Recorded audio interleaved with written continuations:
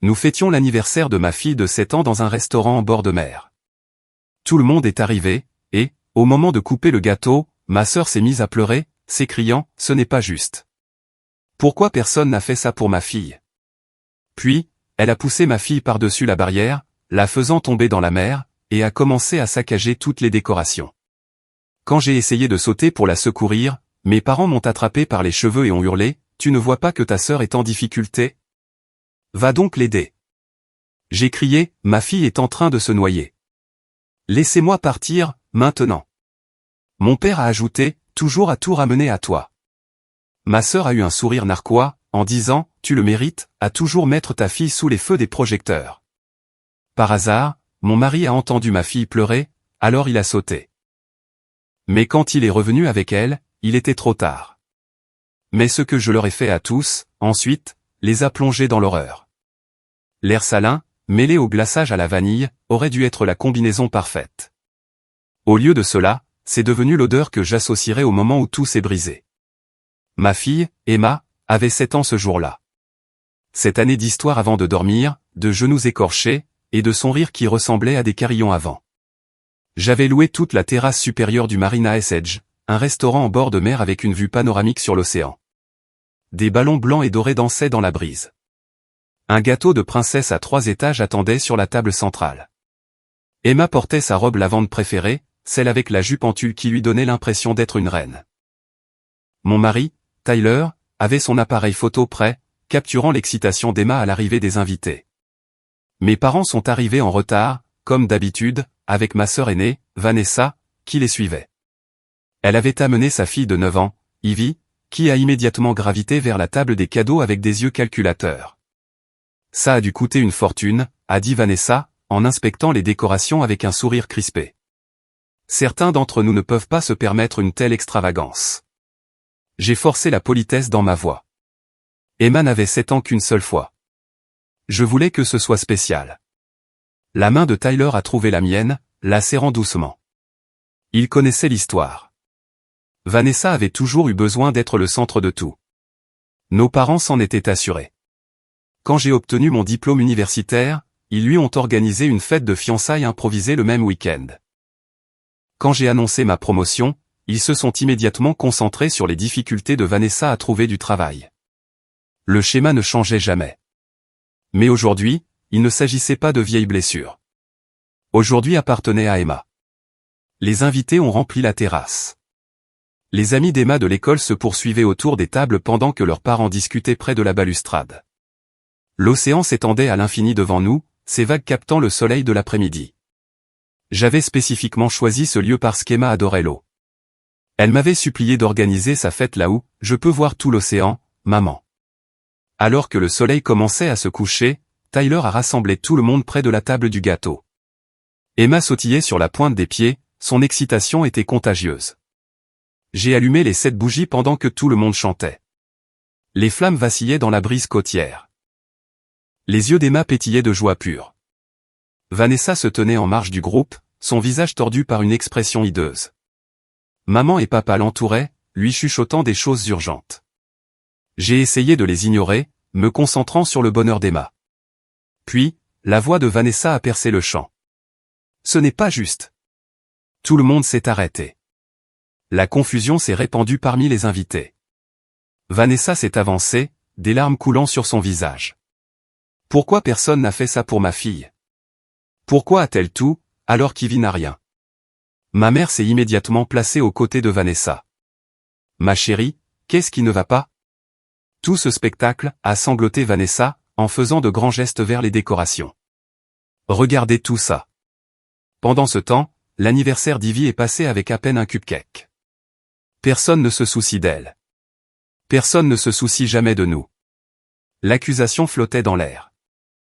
Je suis resté figé, le briquet à la main. Tyler s'est rapproché de moi, la mâchoire crispée. Plusieurs invités se sont sentis mal à l'aise. Vanessa, ce n'est pas le moment, ai-je dit doucement. Nous pourrons parler plus tard, mais s'il te plaît, pas maintenant. Elle s'est avancée vers la table. J'en ai marre que tu aies toujours tout. Le mari parfait, le travail parfait, la fille parfaite avec la fête parfaite. Avant que je puisse réagir, Vanessa s'est jetée sur Emma. Tout s'est passé au ralenti et, en même temps, à une vitesse fulgurante. Les mains de Vanessa ont heurté les épaules d'Emma. Le cri d'Emma a percé l'air. La barrière derrière elle était basse, plus décorative que fonctionnelle. Emma est passée par-dessus. L'océan a englouti son petit corps avec à peine un clapotis. Sa robe lavande a disparu sous l'eau sombre. J'ai bougé instantanément, l'adrénaline effaçant toute pensée. La balustrade était à 1,50 m. Je pouvais la franchir, l'atteindre, la remonter. J'avais suivi une formation de sauveteur au lycée. Je pouvais sauver mon bébé. Une main a saisi mes cheveux, me tirant en arrière avec une force brutale. Une douleur a explosé sur mon crâne. J'ai crié, luttant contre la prise, mais d'autres mains ont attrapé mes bras. Tu ne vois pas que ta sœur est en difficulté, a hurlé la voix de ma mère dans mon oreille. Va l'aider. Je me suis débattu sauvagement, essayant de me libérer. À travers ma panique, j'ai vu Vanessa détruire systématiquement les décorations. Elle a balayé la table des cadeaux de son bras, envoyant les présents valser. Elle a attrapé le gâteau et l'a projeté contre le mur. Tout ça, pendant que ma fille se noyait. Ma fille est en train de se noyer, ai-je hurlé, me cabrant contre leur emprise. Laissez-moi partir, maintenant. Le visage de mon père est apparu devant le mien, rouge de colère. Toujours à tout ramener à toi. Ta sœur a besoin de soutien, et toi, tu t'inquiètes pour un peu d'eau. Les mots n'avaient aucun sens. Rien n'avait de sens. Emma était sous l'eau.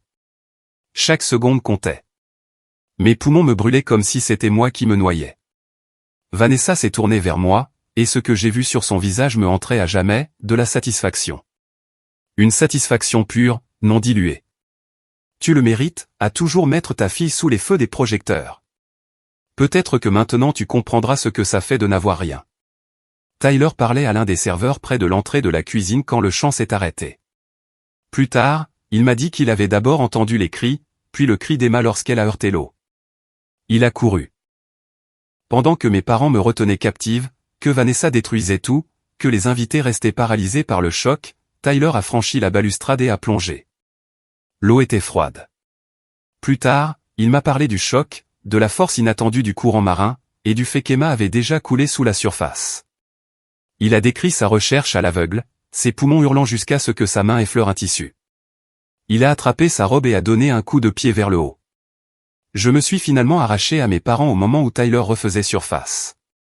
Il avait Emma dans ses bras, mais elle ne bougeait pas. Ses lèvres avaient une teinte bleutée. De l'eau coulait de sa bouche et de son nez.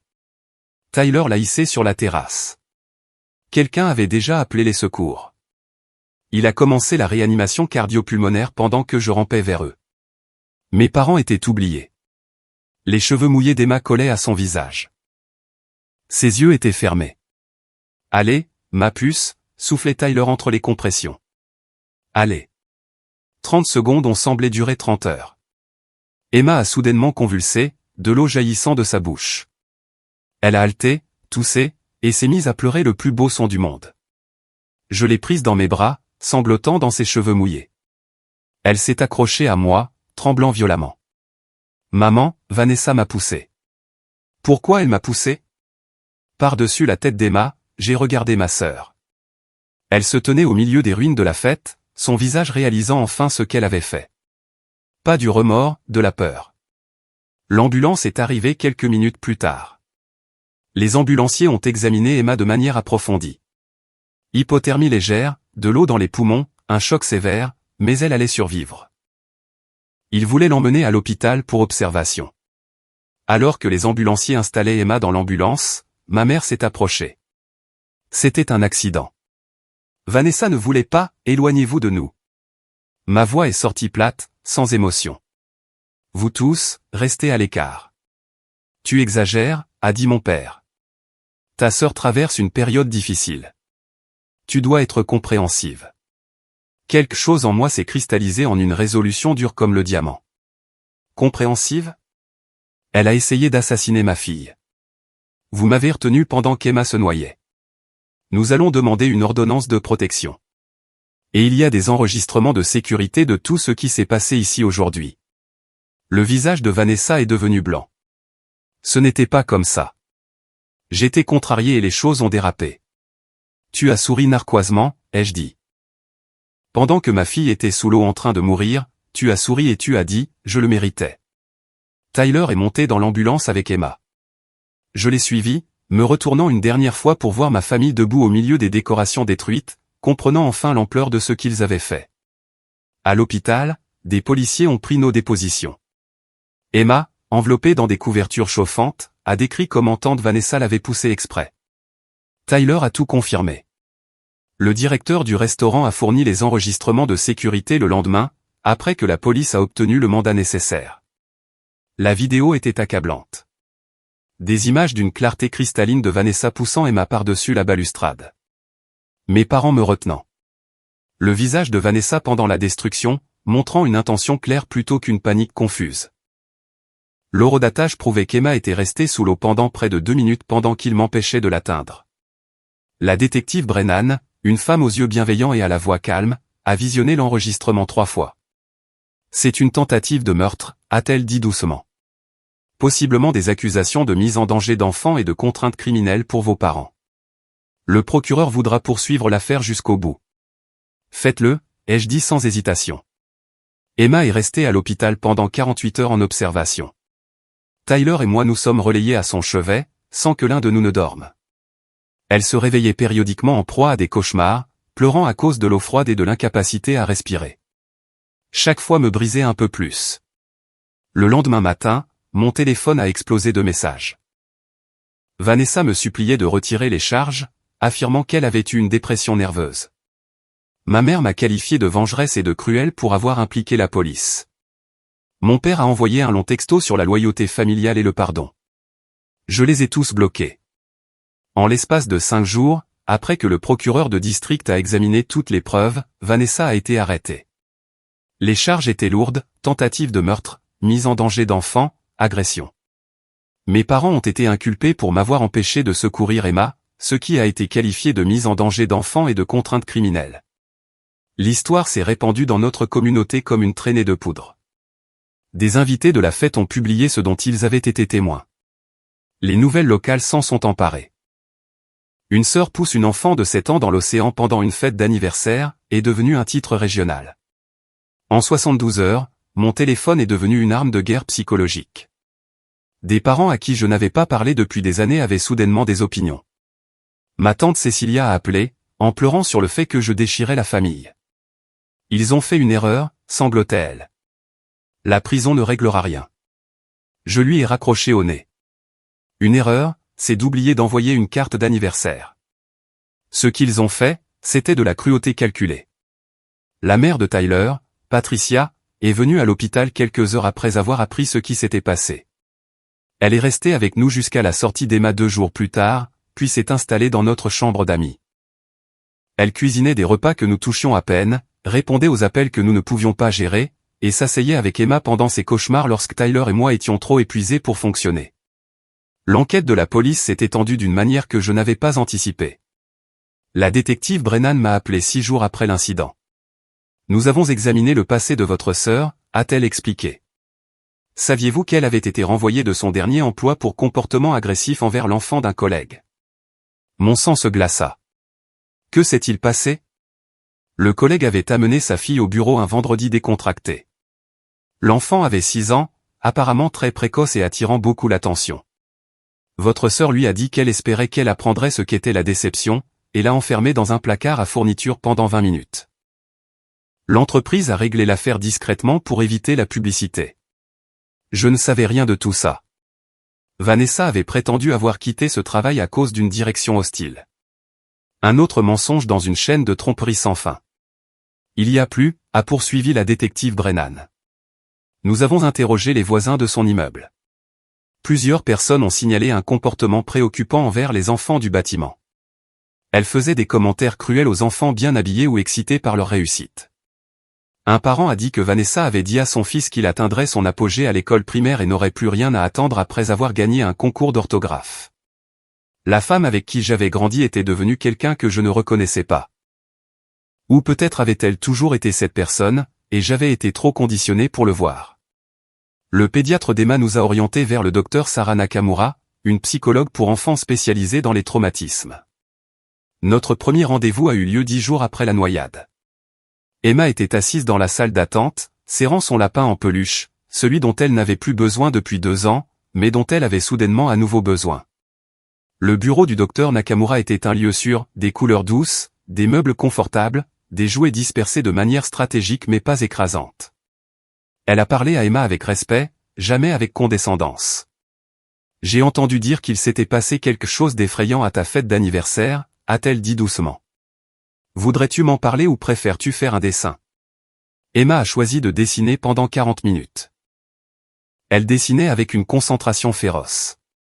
Quand elle a eu fini, elle s'était dessinée sous l'eau, entourée de gribouillis sombres. Au-dessus de la surface, des bonshommes allumettes regardaient. L'un d'eux, clairement Vanessa, avait un sourire. « Elle est contente que je me noie », a dit Emma doucement. Elle voulait que je meure.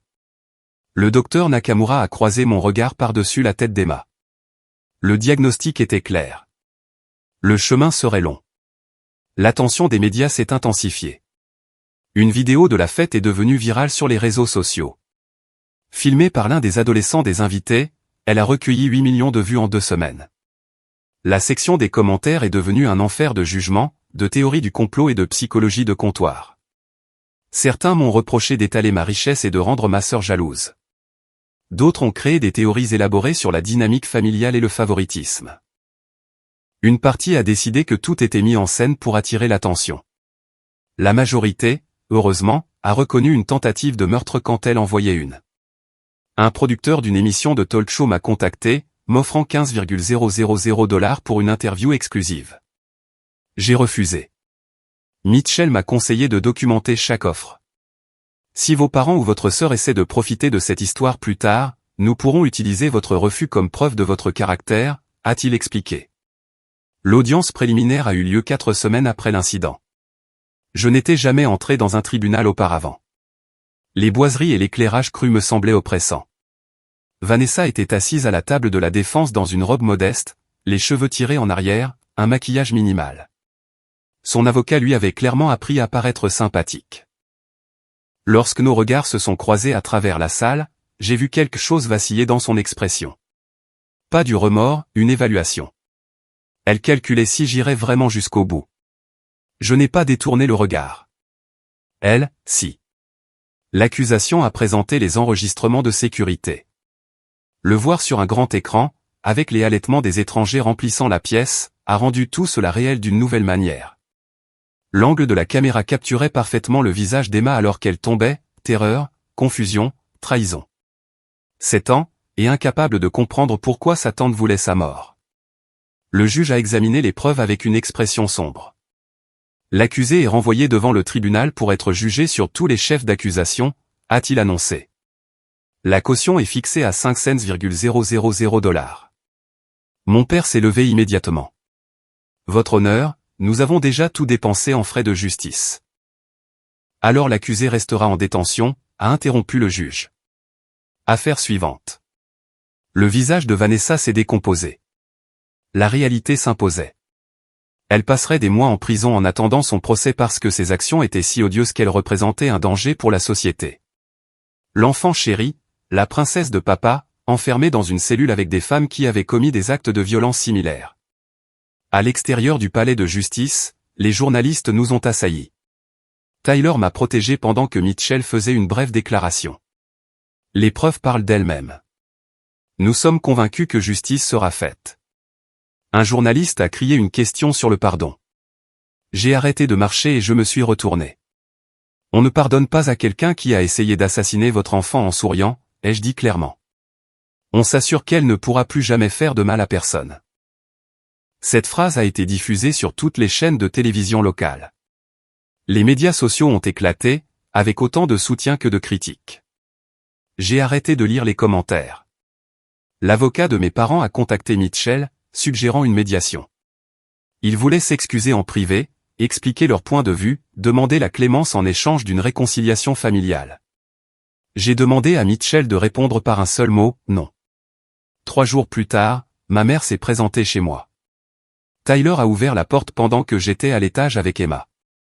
J'ai entendu des voix s'élever et je suis descendu pour trouver maman sur le perron, le mascara coulant sur son visage. S'il te plaît, a-t-elle supplié. Laisse-moi t'expliquer. Nous avons paniqué. Nous n'avons pas compris ce qui se passait. Vanessa faisait une dépression, et nous avons pensé que... Vous avez pensé que la noyade de ma fille importait moins que les sentiments de Vanessa, ai-je dit d'un ton plat. Vous m'avez tenu par les cheveux pendant qu'Emma était sous l'eau en train de mourir. Vous m'avez dit que je ramenais tout à moi pendant que mon enfant suffoquait. Nous avons fait une terrible erreur. Vous avez fait un choix. Vous avez fait ce choix toute ma vie. Le confort de Vanessa a toujours plus compté que ma sécurité, mon bonheur, la vie de ma fille. J'en ai assez de prétendre que c'est normal. Maman a tendu la main vers moi. Tyler s'est interposé entre nous. Vous devez partir, a-t-il dit fermement. Nous avons déposé une ordonnance de protection, et vous n'êtes pas censé être ici. Son visage est devenu blanc. Vous avez déposé une ordonnance de protection contre tes propres parents? Contre des personnes qui ont mis ma fille en danger et qui le referaient si cela signifiait protéger Vanessa, ai-je corrigé. Partez maintenant, ou j'appelle la police. Elle est partie, sanglotant dans son téléphone, appelant probablement papa, cherchant du réconfort pour ses sentiments blessés. L'ironie lui échappait complètement. Cette nuit-là, Emma a posé la question que je redoutais. Pourquoi papy et mamie ont-ils aidé tante Vanessa à me faire du mal? Ils ne m'aiment pas? Tyler et moi avions discuté de la manière de gérer cela avec le docteur Nakamura, l'honnêteté adaptée à son âge, mais véridique. Parfois, les gens font de très mauvais choix parce qu'ils ne réfléchissent pas clairement, ai-je dit avec précaution. Tes grands-parents se sont embrouillés sur ce qui était important, et ils t'ont fait du mal à cause de ça. Ce n'est pas de ta faute, et ça ne veut pas dire qu'il y a quelque chose qui ne va pas chez toi. Est-ce qu'ils vont s'excuser? Ils ont dit des mots qui ressemblent à des excuses, je l'admets. Mais de vraies excuses signifient changer de comportement et comprendre ce que l'on a fait de mal. Ils ne l'ont pas fait. Ils pensent toujours que protéger Vanessa était plus important que de te protéger. Emma a digéré cela en silence. Finalement, elle a dit, je ne veux plus les voir. Tu n'auras pas à le faire, lui ai-je promis. Le soulagement sur son visage m'a brisé le cœur. Une enfant de 7 ans ne devrait pas avoir à craindre ses grands-parents, mais c'était son cas, et j'avais échoué à la protéger d'eux plus tôt. L'audience pour la garde d'Ivy a eu lieu 2 mois avant le procès de Vanessa. Vanessa est apparue par vidéoconférence depuis la prison, son visage creux et gris sur l'écran. J'y ai assisté, assise au fond de la salle d'audience. L'ex-mari de Vanessa, James, s'était remarié, et sa nouvelle femme a témoigné sur la création d'un foyer stable pour Ivy. Les services sociaux avaient évalué les 2 foyers. Le rapport était accablant pour Vanessa, même avant l'accusation de tentative de meurtre. Ivy vivait principalement avec James depuis la séparation. Vanessa avait des visites sporadiques, annulant souvent lorsque quelque chose de plus important se présentait.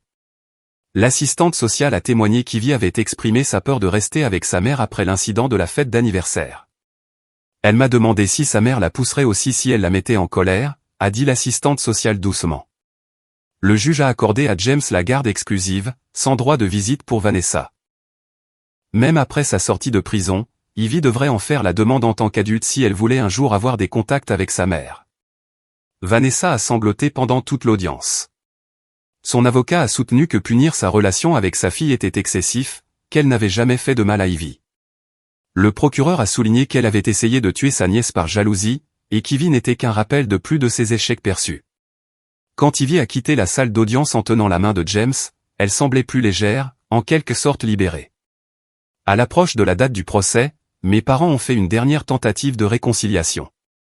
Ils ont envoyé une lettre par l'intermédiaire de leur avocat, proposant de témoigner contre Vanessa si je demandais la clémence pour leur sentence. Ils sacrifiaient leur propre fille pour se sauver. Mitchell m'a montré la lettre dans son bureau. Ils prétendent que Vanessa les a manipulés, qu'ils n'ont pas compris la gravité de la situation avant qu'il ne soit trop tard. Ils sont prêts à dire qu'elle a tout planifié, et qu'ils ont été victimes de sa manipulation psychologique. Qu'en penses-tu, ai-je demandé. Je pense que ce sont des lâches qui essaient de minimiser leur culpabilité, a dit Mitchell sans détour. Mais leur témoignage pourrait renforcer l'affaire de préméditation contre votre sœur. J'y ai réfléchi pendant 3 jours. Finalement, j'ai dit à Mitchell de refuser l'offre. Ils ont fait leur choix. qu'il l'assume. Il a souri sombrement. La justice plutôt que la vengeance. Je respecte ça.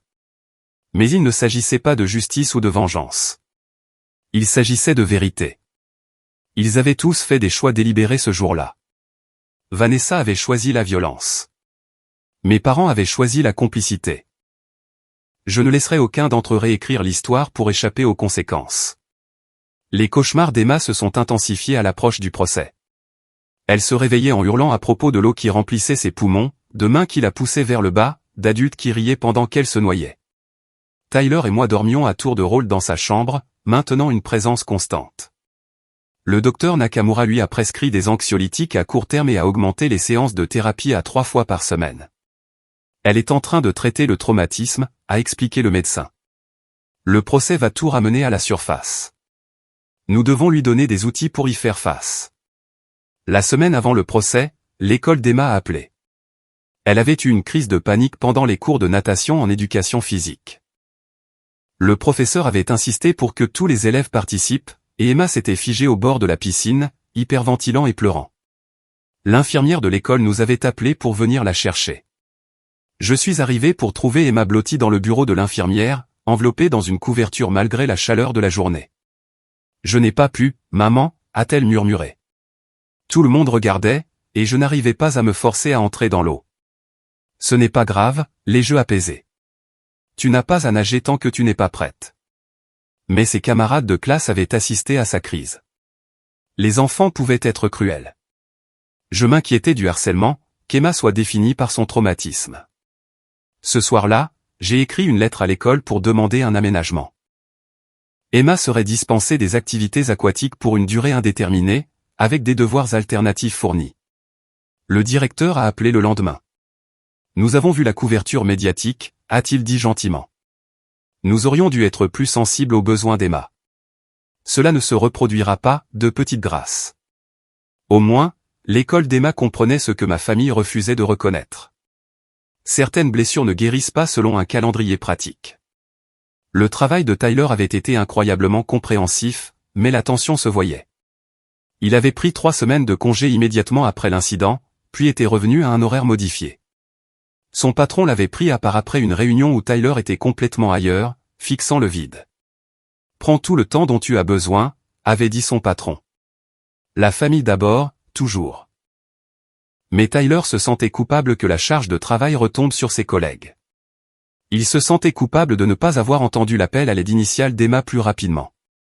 Il se sentait coupable de tout, sauf des choses pour lesquelles il aurait dû se sentir coupable, c'est-à-dire rien. Un soir, après qu'Emma se soit enfin endormie, Tyler s'est effondré. « J'aurais dû être plus près », a-t-il dit, les larmes coulant. « J'aurais dû remarquer que quelque chose n'allait pas plus tôt. C'est quelques secondes de plus. » Tu lui as sauvé la vie, les jeux interrompus fermement. Tu es le seul qui a agi comme un être humain décent ce jour-là. Tu n'as aucune raison de te sentir coupable. Mais même si j'avais été plus rapide, elle serait quand même traumatisée. Elle aurait quand même failli se noyer parce que ta sœur est un monstre et tes parents des complices. Tu as tout fait correctement. C'est toi l'héroïne de cette histoire. Il m'a aidé pendant que nous pleurions tous les deux.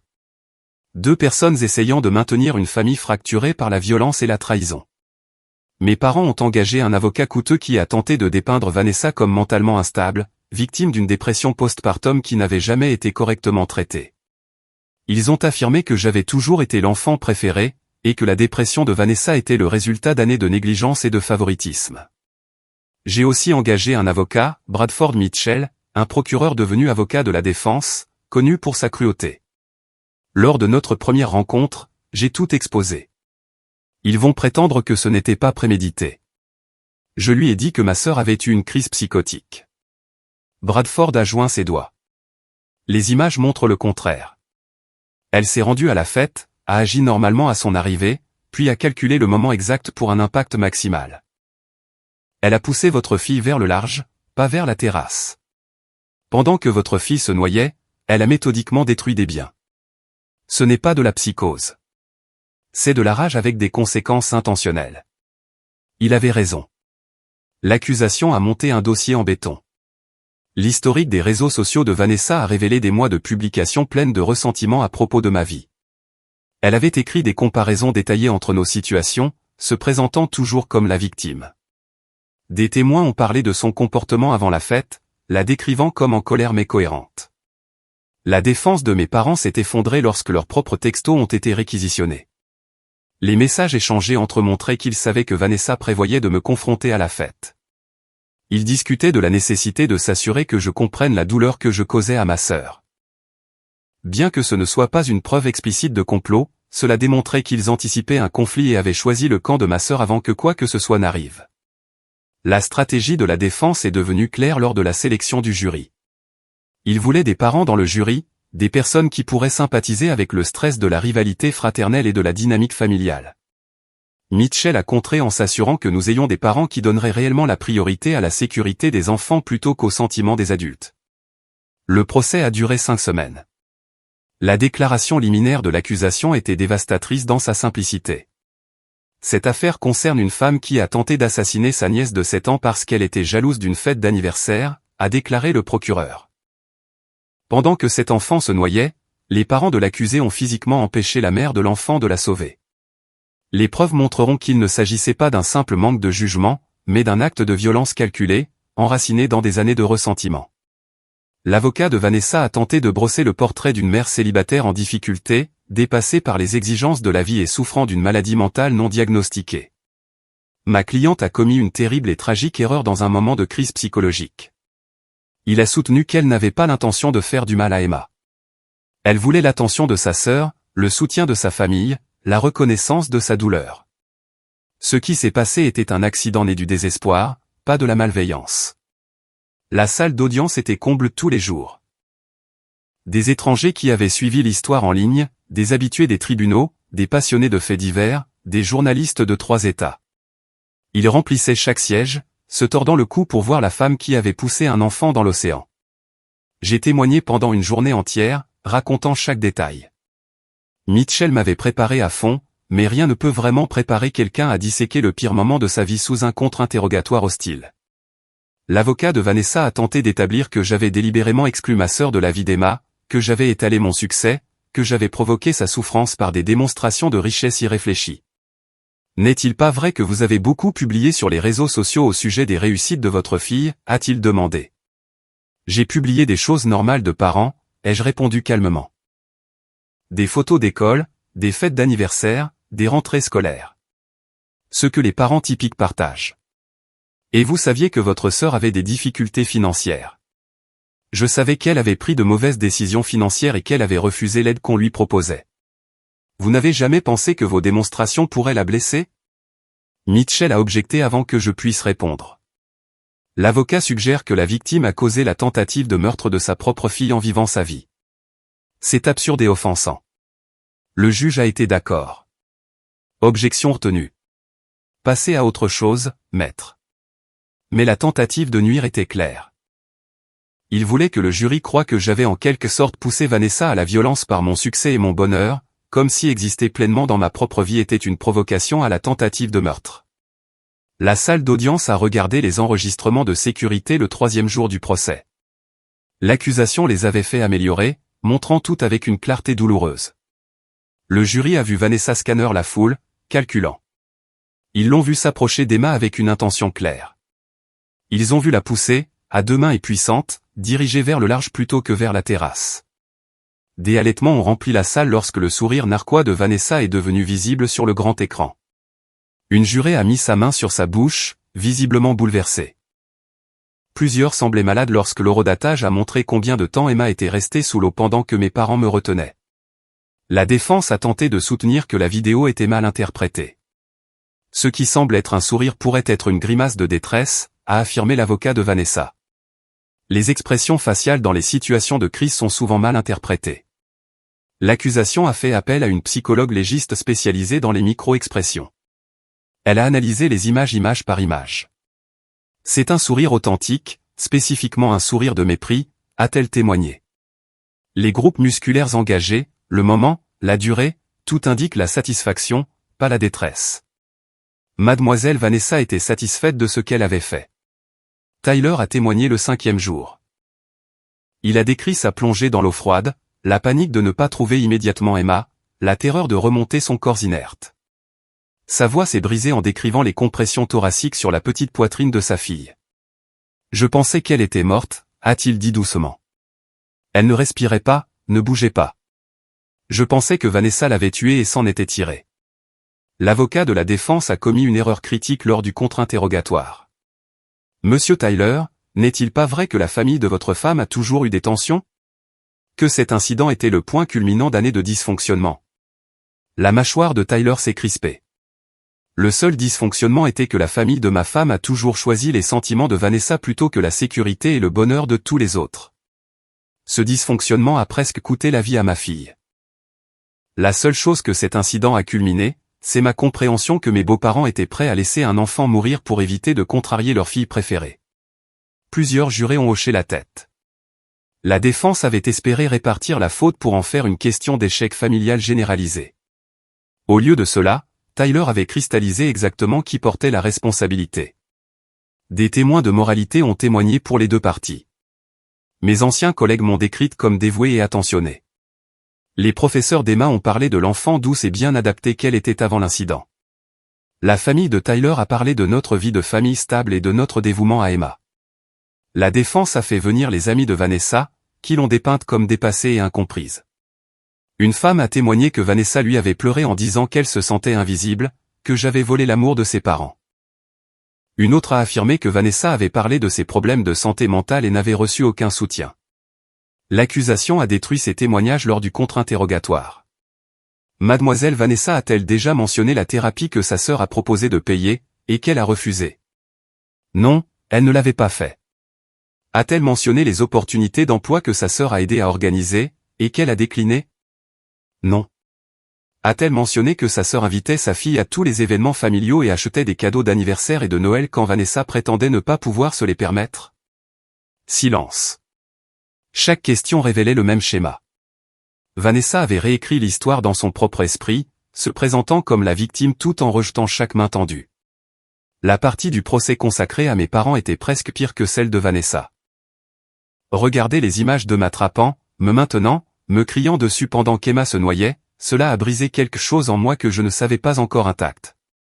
Leur défense était qu'ils avaient cru que je surréagissais, qu'Emma savait nager, que Vanessa avait besoin d'une intervention immédiate avant qu'elle ne se blesse. Nous avons pris une décision en une fraction de seconde sur la base d'informations incomplètes, a soutenu leur avocat. Ils pensaient empêcher leur fille de faire quelque chose d'irréfléchi pendant qu'un autre adulte secourait Emma. L'accusation a démantelé cela efficacement. Emma avait 7 ans. Elle était sous l'eau. Sa mère criait qu'elle se noyait. Ces accusés ont choisi de retenir physiquement une mère qui tentait de sauver son enfant en train de se noyer pendant près de 2 minutes. Il n'y a pas de fraction de seconde dans cette durée.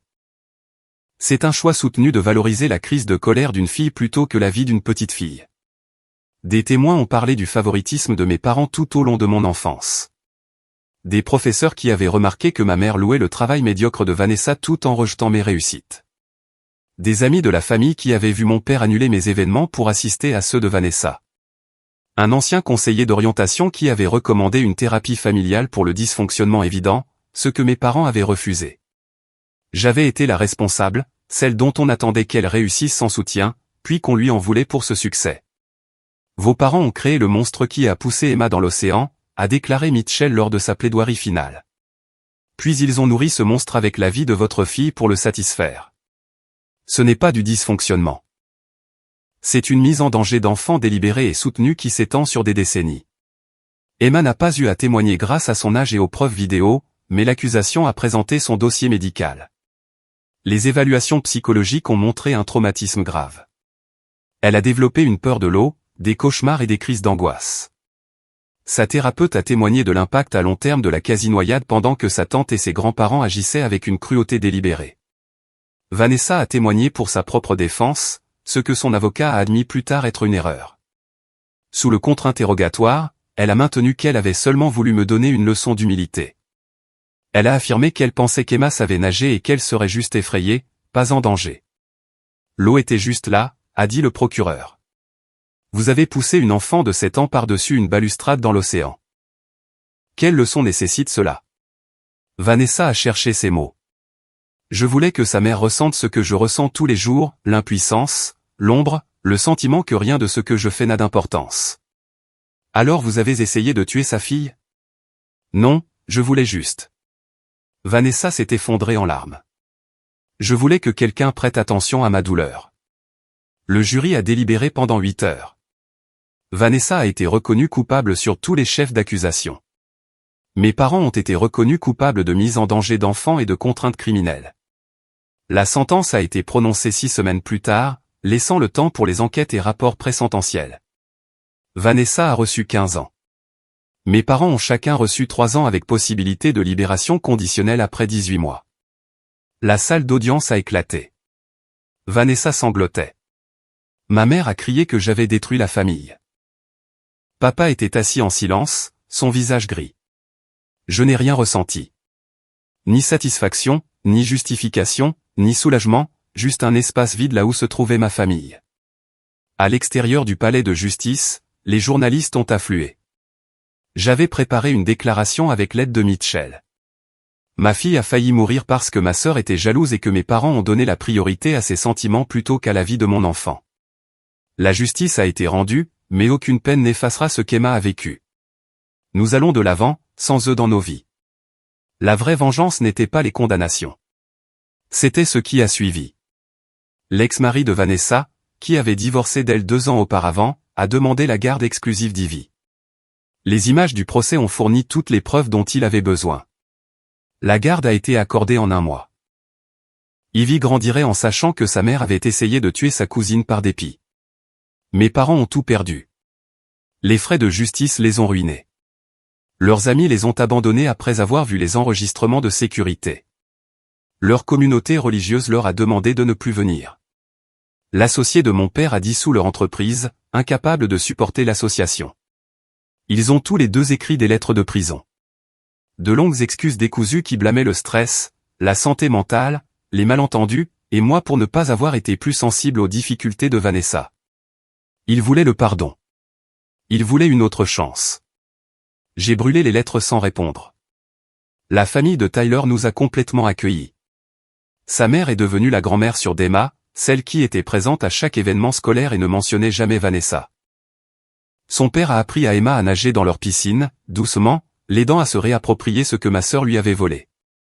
La thérapie d'Emma a continué pendant 3 ans. Elle a guéri progressivement, bien que les cicatrices soient restées. Pour son 10e anniversaire, elle a demandé une fête dans un bowling. Quelque part loin de l'océan, a-t-elle précisé. Quelque part avec des murs. Nous lui avons organisé la meilleure fête de bowling imaginable. De la musique forte, des pizzas, des cadeaux empilés. Toute la famille de Tyler est venue. Les amis d'Emma riaient et jouaient. Tout ce que ce 7e jour aurait dû être. Alors qu'Emma soufflait ses bougies, j'ai pensé à mes parents assis en prison, à Vanessa dans sa cellule, à Ivy grandissant sans sa mère. L'horreur que je leur avais promise n'était ni dramatique, ni théâtrale. C'était la simple réalité. Ils se sont détruits eux-mêmes au moment où ils ont choisi la cruauté plutôt qu'un enfant en train de se noyer. J'ai juste fait en sorte que le monde sache ce qu'ils avaient fait. Emma a fait son vœu et a ouvert les yeux. Le meilleur anniversaire de tous les temps, maman. Je l'ai serrée fort dans mes bras, respirant l'odeur de ses cheveux. Elle était vivante, riant, guérissant. Ils étaient dans des cages de leur propre fabrication, et je dormirais paisiblement en sachant qu'ils ne pourraient plus jamais lui faire de mal. C'était ça, la vraie vengeance, pas la punition, mais la protection, la certitude absolue que ma fille était à l'abri d'eux pour toujours, tandis qu'ils vivaient avec les conséquences de leur choix. Parfois, la nuit, j'entends encore la voix de Vanessa dire « Tu le mérites ». Mais ensuite, je vais voir Emma, qui dort paisiblement dans son lit, et je sais qu'elle avait tort. Emma méritait la sécurité, l'amour, et une mère qui se battrait contre le monde entier pour la protéger. Et c'est exactement ce que je lui avais donné. 5 ans ont passé depuis ce jour. Emma a maintenant 12 ans, et s'épanouit malgré tout. Elle a recommencé à nager, participant aux compétitions de son équipe scolaire. Chaque ruban qu'elle gagne ressemble à une nouvelle victoire sur ce que ma sœur a essayé de lui prendre. Vanessa écrit parfois, toujours de prison. Ses lettres arrivent avec l'adresse de retour de l'établissement. Je ne les ouvre plus. Il n'y a rien qu'elle puisse dire qui ait de l'importance. Mes parents ont été libérés après avoir purgé 20 mois. Ils ont déménagé dans un autre État, essayant de reconstruire leur vie parmi des étrangers qui ne connaissaient pas leur histoire. Ils n'ont jamais rencontré le jeune frère d'Emma, né 3 ans après l'incident. Ils ne le rencontreront jamais. Lors de sa dernière séance de thérapie avant de terminer son traitement, le psychologue d'Emma lui a demandé ce qu'elle avait appris de tout cela. Emma a réfléchi un long moment avant de répondre. Certaines personnes sont tellement concentrées sur ce qu'elles n'ont pas qu'elles détruiront ce que vous avez, a-t-elle dit. Mais elles ne peuvent pas vous enlever ce qui compte vraiment, à moins que vous ne les laissiez faire. Des paroles sages de la part de quelqu'un qui venait d'avoir 10 ans et qui n'aurait pas dû avoir à apprendre de telles leçons. Mais elle l'avait fait, et elle avait survécu, et elle en était plus forte d'une manière que j'admirais et pleurais à la fois. Le restaurant en bord de mer a fermé 2 ans après l'incident, incapable de se remettre de l'association avec ce qui s'était passé. Le bâtiment est vide maintenant, les fenêtres sombres, les ballons dégonflés et balayés depuis longtemps. Parfois, je passe devant en voiture, me souvenant de ce jour. L'horreur sur les visages de ma famille, lorsqu'ils ont enfin compris ce qu'ils avaient fait, n'a pas été immédiate. Elle s'est construite lentement, à travers le procès, les condamnations, les conséquences qui ne cessaient de se multiplier. Ils voulaient de l'attention, de la validation, être vus. Au lieu de cela, ils sont devenus tristement célèbres. La vidéo de ma sœur poussant Emma, de mes parents me retenant, a des millions de vues sur diverses plateformes. Leurs visages sont reconnus. Leurs noms sont synonymes de cruauté. C'est la vengeance qui continue de donner. Ils ne peuvent pas échapper à ce qu'ils ont fait. Cela les suit partout, dans chaque nouvelle candidature d'emploi, chaque tentative de repartir à zéro, chaque fois que quelqu'un les reconnaît et recule. Pendant ce temps, Emma apprend l'algèbre, se dispute à propos des privilèges téléphoniques, et rêve de devenir biologiste marine. Elle veut étudier l'océan qui a failli la tuer pour le comprendre et le respecter plutôt que de le craindre. Elle est extraordinaire, non pas à cause de ce qui lui est arrivé, mais malgré cela. Et chaque jour où elle s'épanouit est un jour de plus qui prouve que ma sœur a échoué. L'horreur que je leur avais promise n'était pas un seul moment. C'était ceci, vivre avec ce qu'ils avaient fait tout en nous regardant de loin prospérer sans eux. Savoir qu'ils avaient échangé leur famille contre de la jalousie et n'avaient obtenu en retour que des conséquences. Cette fête d'anniversaire en bord de mer a tout terminé pour eux. Elle était censée tout terminer pour nous aussi. Mais nous avons survécu, nous nous sommes adaptés, et nous avons construit quelque chose de mieux à partir des décombres. Et ça, c'est la meilleure des vengeances.